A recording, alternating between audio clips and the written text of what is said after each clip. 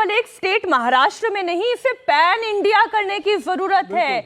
बच्चों का जो वॉशरूम है, सुप्रीम कोर्ट के गाइडलाइंस है, बोलने तो दीजिए, जो वॉशरूम है वो तक अलग अलग नहीं रखते हैं। सरकारी स्कूल में मेल फीमेल वॉशरूम तक एक कर रखे हैं। जहां टीचर जा रहे हैं, जहां स्टाफ जा रहा है, वहीं पर पता चला बच्चा भी जा रहा है, लड़की भी जा रही है, लड़का भी जा रहा है। क्यों नहीं इस पर एक कमेटी बनाई जाती है? बनी होगी, पता नहीं करती क्या है वो कमेटी, धूल फाक रही होगी। लेकिन सर मेरा विजय जी एक सवाल इसके पॉलिटिक्स से जुड़ा हुआ है। क्या 3 पार्टी की सरकार है इसलिए इतनी लाचारगी, इतनी बेचारगी दिखाई दे रही है, और आगामी चुनावों में क्या इस आक्रोश का असर नहीं दिखाई देगा? लाचार की किस बात की? कोई ये ऐसा पॉलिटिकल इशू थोड़ी है कि जिसमें कोई तो फिर क्या, क्यों नहीं गए? तो लाचार की बल्कि 3 लोग हैं। अभी आप डबल इंजन चल रहे हो, यहाँ ट्रिपल इंजन की सरकार कहते हो रोजाना, काम तो नहीं हो रहा। बात कर रहे हैं। मैं अभी एक पोस्ट देख रहा था, ये देवेंद्र फडणवीस साहब का पोस्ट है, राखी बंधवाते हुए किसी महिला से। तो इस राखी बंधवाने की पोस्ट का क्या मतलब है जब आपके राज्य में लड़कियां सुरक्षित नहीं हो? और जब लड़कियों के साथ ये हो रहा है तो देवेंद्र फडणवीस साहब को फुर्सत नहीं है। ये 26 मिनट पहले का पोस्ट है जिसमें देवेंद्र फडणवीस साहब राखी बंधवा रहे रक्षा के लिए महिलाओं की। तो कैसे रक्षा कर रहे हैं? और उनके पोस्ट को देखें, मैं कोई कमेंट नहीं कर रहा, लेकिन उन्होंने लिखा है deputy chief minister of Maharashtra, पहले वो राम सेवक है, फिर वो कार सेवक है, फिर महाराज सेवक है। तो वैसे ही उनकी प्रायोरिटी में महाराज की सेवा तीसरे नंबर पर है। यदि अब आप इसको कहेंगे कि मैं थोड़ा सा ज़्यादा उस तरह से बोल रहा हूं, लेकिन एक डेप्यूटी चीफ मिनिस्टर, एक होम मिनिस्टर राखी बंधवा रहा है घर पर, लेकिन जिस लड़की के लिए रक्षा की जरूरत है वो वहां नहीं पहुंच रहे। और 3 लोगों की बेचारगी नहीं, ये तो 3 लोगों की ताकत होनी चाहिए कि वहां पर वो हों।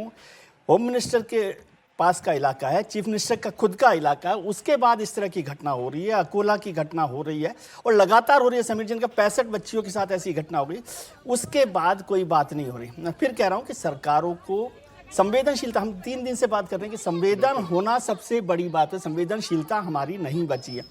हालांकि अभी हम सब लोग इस पर चर्चा नहीं कर रहे कि इस सरकार को इस्तीफा देना चाहिए और यहाँ पर राष्ट्रपति शासन लगाना चाहिए, बर्खास्त कर देना चाहिए, है ना? मैं तो चर्चा करिए, मैं खुद इस बात का समर्थन करती हूँ। अगर महिलाओं की सुरक्षा आप नहीं दे सकते, कभी समर्थन नहीं करता, लेकिन सरकार जो है, गवर्नमेंट ऑफ द डे, उसकी जिम्मेदारी है कि वो उस पर काम करे और उससे सवाल खड़े किए जाए। वो सवाल खड़े नहीं हो रहे और वो सरकारें काम नहीं कर रही। सर जो मैंने पहला ही सवाल ये पूछा था कि एक महिला अगर गर्भवती है, वो कितने तनाव में वहां पर बैठी हुई होगी कि मेरी बच्ची के साथ गलत हुआ है, मेरी रिपोर्ट आप लिख लीजिए।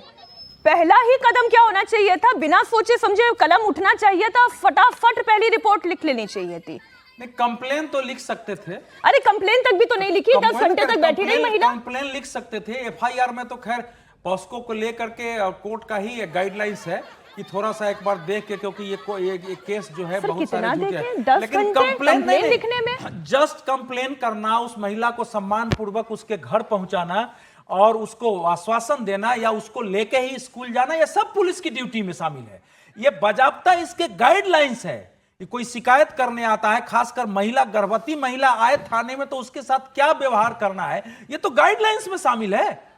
तो यही बात है कि इस देश में प्रशासन वैसे ही चल रहा है, सरकारों का ये ध्यान नहीं है। जो कुछ ये बता रहे थे 2012 में निर्भया कांड के बाद सुप्रीम कोर्ट ने बनाया है, देश ने गाइडलाइंस बनाया, संसद ने बनाया हुआ है, विशाखा गाइडलाइंस बनी हुई है, विशाखा गाइडलाइंस पहले से बना हुआ है।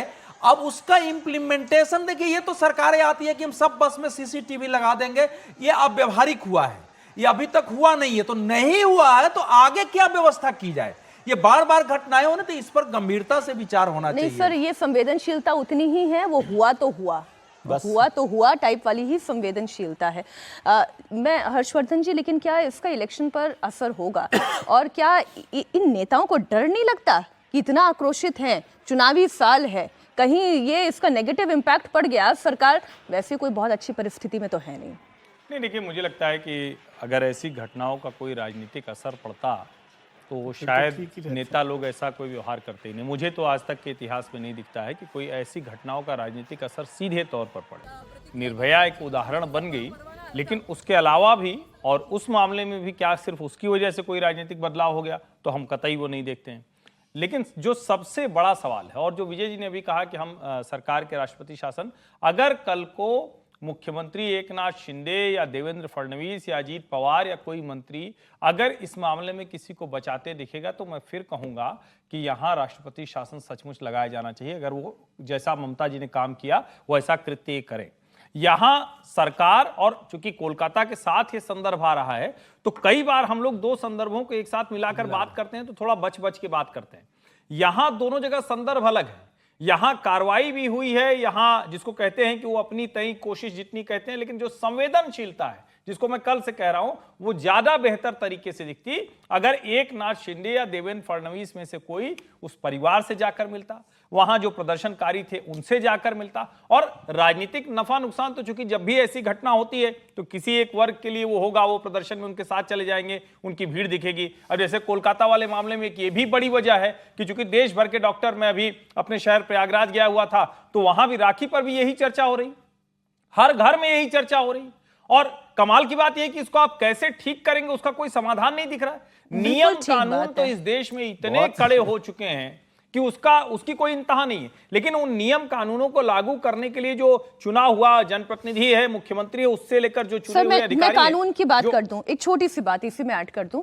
कल वो खबर तो आपने भी पढ़ी होगी, 1992 अजमेर ब्लास्ट, अजमेर का सेक्स कांड जो पूरा हुआ, सर 32 इयर्स ये कानून है। 32 साल के बाद सजा का ऐलान होता है, उसमें भी उम्र कैद, आधों की तो उम्र निकल चुकी है। एक उसमें जो कल्ट रिप्ट है वो तो मैं चूंकि आज सुबह ही मैंने उस पत्रकार से बात की है, संतोष कुमार गुप्ता, दैनिक नवज्योति के पत्रकार, जिन्होंने वो रिपोर्ट छापी जी, 1992 अप्रैल की उनकी वो रिपोर्ट है, और वो बता रहे हैं कि वो मसला समझना चाहिए देश को। वो बच बच के बोल रहे थे, और चूंकि होता है, ठीक भी है, कहीं भी सांप्रदायिक दुर्भावना ना आए, वैमनस्य ना हो, लेकिन बाकायदा जो दरगाह है, उस दरगाह के खादिमों के परिवार के लोग थे, युवक कांग्रेस के अध्यक्ष उपाध्यक्ष जैसे प्रभावशाली लोग थे। और आज हमको जो लग रहा है कि थोड़ा सा न्याय मिल गया है, उन्होंने 2-3 बड़े प्रश्न किए, मैं वो आपके सामने भी लिख रहा हूं। जो लैब में डेवलपर था फोटो का, पुरुषोत्तम, उसने आत्महत्या कर ली। अब वो सबसे क्रूशियल व्यक्ति था, यानी वही तो बताता ना कि विटनेस होना चाहिए था, उसको विटनेस की बजाय उसको एक्यूज बना दिया पुलिस ने। अब जरा आप सोचिए, जब मैंने उनसे बात की तो मुझे लगा कि ये तो गजब है, उसको एक्यूज बना दिया, वो मर गया। एक और गवाह था, उसकी भी संदेहास्पद परिस्थितियों में मृत्यु हो गई। तो कहने को 6 लोगों को निचली अदालत ने, जिसको कहते हैं कि अंतिम सांस तक वो कारावास दे दिया, लेकिन शायद वो जो खादिमों के परिवार के लोग या युवक कांग्रेस के नेता, वो सेकंड लेयर रहा होगा, उसके ऊपर भी कोई रहा होगा, क्योंकि अजमेर में वो, और ये सब किस बैकग्राउंड में हुआ था, और वो भी लोगों को ध्यान में रखना चाहिए। वाली बात भी तो आपको पता है, बाबरी के बाद नहीं, ये समझना चाहिए, वो सब मुस्लिम परिवार के लड़के थे, और जितनों को टारगेट किया वो सब प्रभावशाली हिंदू परिवारों की लड़कियां थी। क्योंकि जिन कॉलेजों की बात की जा रही है, वहां छोटे घरों के बच्चे, छोटे मतलब कोई छोटा बड़ा तो होता नहीं, लेकिन पैसे के हिसाब से वो समृद्ध परिवारों के बच्चे जाते हैं। उन्होंने न बोला न कुछ किया, और उसकी जांच हो तो बड़ी मुश्किल से कुछ जांच हुई, और वहां सोसाइटी ही खड़ी हुई, लेकिन अब भी वो न्याय मिल पाया हो ऐसा लगता नहीं। सर, तो हमारा समाज थोड़ा विचित्र है। मैं तो पूरी रिपोर्ट पढ़ रही थी विजय जी, मैं उसको थोड़ा सा जोड़ दूं, मैं बिल्कुल, आप जोड़िएगा। हाँ, वो मेरी पहली रिपोर्ट थी, हिंदुस्तान के टेलीविजन के प्राइवेट प्रोग्राम जो शुरू किया था हमने, परख जी, विनोद दुआ जी के साथ, राजेश शर्मा साहब भी उस वक्त हुआ करते थे उसमें साथ में। तो वो पहला प्रोग्राम था जिसमें ये रिपोर्ट जाहिर की गई थी। नवंबर 92 की बात बता रहे, ये अप्रैल की घटना है जब नवज्योति ने टीवी पर पहली बार, टीवी पे पहला था, और वो सारी घटना पर हमने सारा वो किया था। इतना घिनौना कांड है वो खादिमों का, और कांग्रेस के नेताओं के साथ है। और वो सही बात कह रहे हैं कि जो पावरफुल या रिच फैमिलीज थी, उनकी बच्चियां वो थी, उनकी फोटोज को ब्लैकमेल, मतलब फोटो खींच के उनको ब्लैकमेल करने की बड़ी घटना थी। और अजमेर में उस समय इतना बड़ा भयानक वो हुआ था। और जब हम लोगों ने उस पर बड़ी स्टोरी की थी, हम लोगों ने परख के अंदर, तो वहां से विनोद दुआ जो दिल्ली में बैठते थे, मैं जयपुर में होता था, तो उनको भी जान से मारने की धमकी दी गई थी, और फिर गवर्नमेंट ने उनको सिक्योरिटी अवेलेबल करवाई थी। इस तरह के पावरफुल लोग उसमें रहे, और ये 32 साल लंबी लड़ाई इसलिए चली क्योंकि आपको समझ में आना चाहिए कि वो पावरफुल किस तरह की गैंग थी। और अजमेर पूरा का पूरा, अजमेर राजस्थान का सबसे पढ़ा लिखा शहर है, मोस्ट लिटरेट सिटी है राजस्थान का, बिल्कुल है ना, उसकी, और वहां पर सबसे बड़े इंस्टीट्यूशंस हैं एजुकेशन के। तो वहां वो घटना हुई है, मैं वहां पर काफी Elite दिन रहा और institute भी। एलिट इंस्टीट्यूशंस वहां पर है। और वो घटना ने इतना झकझोरा था, इतनी लंबी लड़ाई वहां पर लड़ी थी। मुझे तो जब वो कल घटना देखी तो मैं भी अजमेर की बात याद कर रहा था और वो सब बात कर रहा था कि विनोद जी ने कहा कि नहीं, मुझे वो ध्यान में है कि परख ने टीवी में पहले आप वो जरा पहली रिपोर्ट थी मेरी सोचिए, उसकी। नवंबर में शायद वो रिपोर्ट की जी थी, नवंबर में, अप्रैल में दैनिक नवज्योति के उस 12 स्थानीय नवंबर रिपोर्टर 1992 मुझे याद है वो। संतोष गुप्ता ने की थी।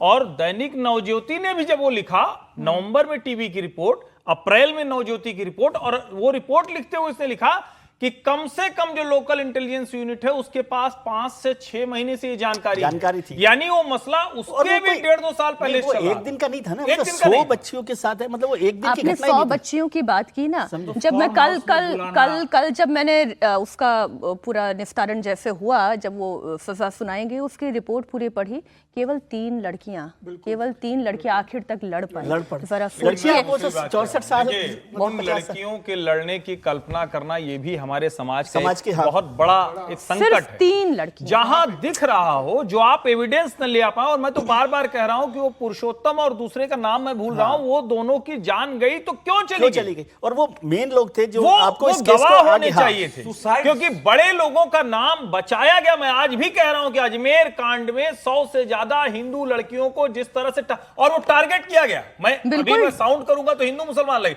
लेकिन वो क्योंकि वो बाबरी की पृष्ठभूमि में हुआ। अच्छा, मैं ये सोचता हूं जैसे आज भी कलकत्ता पर जैसे सुप्रीम कोर्ट ने कहा कि हम उस दिन भी 92 की बात बता रहा हूं, हम ये ध्यान रखते थे कि जो विक्टिम है उनका आइडेंटिफाई नहीं किया जाए, उनकी फैमिली को नहीं किया जाए, जो सुप्रीम कोर्ट अभी कोलकाता वाले मामले में कर रहे हैं। तो ये हमारी सोशल सेंसिटिविटी भी लगातार खत्म होती जा रही है। मतलब पॉलिटिकल तो हम लोग रोज गाली देते हैं, उनको देने में तो आसानी है, लेकिन हमारी सोशल जो सेंसिटिविटी है वो भी बहुत खत्म हो रही है। उस घटना को मैं याद कर रहा हूं क्योंकि वो पहली रिपोर्ट के तौर पर भी हम लोगों ने किया और बहुत बड़ा हंगामा हुआ था। और इसलिए भी हुआ कि मतलब दूरदर्शन तो सरकारी चैनल था, उस पर इस तरह की कोई बड़ी खबर सार्वजनिक तौर पर आए और उसको लेकर अजमेर में बहुत लंबे समय तक कुल मिलाकर मेरा ये विषय उठाने के पीछे मकसद ही ये था कि जब हम न्याय प्रणाली की बात करते हैं, कानून व्यवस्था की बात करते हैं, उसमें पॉलिटिकल लीडरशिप की भी बात करते हैं, तो ये तो फेल्योर है। 32 साल पुरानी घटना हो या आज की घटना हो, अकोला में कुछ हुआ हो, ठाणे में हुआ हो, समीर जी, पूरी तरीके से ये लीडरशिप फेल्योर है। देखिए, लीडरशिप फेल्योर तो हुई। मतलब समाज के रूप में मुझे लगता है कि समाज भी एक दबाव नहीं बना पा रहा राजनेता के ऊपर। राजनेता जानते हैं कि 2 दिन यहाँ पर धरना प्रदर्शन होगा, 2 दिन ट्रेन रोकेंगे, तीसरे दिन सब काम धंधे पर लग जाएंगे। जब चुनाव आएगा हम जिससे उम्मीदवार बनाएंगे उसी को वो जिताकर भेज देंगे। और इतिहास में गवाह है कि ऐसे जो आरोपी लोग रहे वो चुनाव जीतकर जाते हैं, मंत्री बनते हैं, कहीं बड़े पद पर बैठते हैं और समाज उसे भूल जाता है। और जिनको समाज घेरने की कोशिश करता है उन्हें फिर हार पहनाने लगता है समाज के अंदर। तो मुझे लगता है राजनीतिक दलों को देखना पड़ेगा कि भाई हम किस तरह के नेताओं को समाज के अंदर लेकर आ रहा हूं, किस तरह की घटनाओं के लेके हमारा रिएक्शन किस तरीके से रहता है। हालांकि देवेंद्र फडणवीस ने इसको लेकर कल बहुत गंभीरता से, मतलब सीएम से भी बात की, उन्होंने वहां के डीजीपी से बात की और इतनी गंभीरता पहुंचने में भी दिखा देते अगर ठाणे में तो क्या हो जाता। कल बंबई में नहीं थे, लेकिन देवेंद्र फडणवीस ने कल गंभीरता दिखाई है। कल रात को उन्होंने जरूर एक महत्वपूर्ण ऑर्डर दिया है।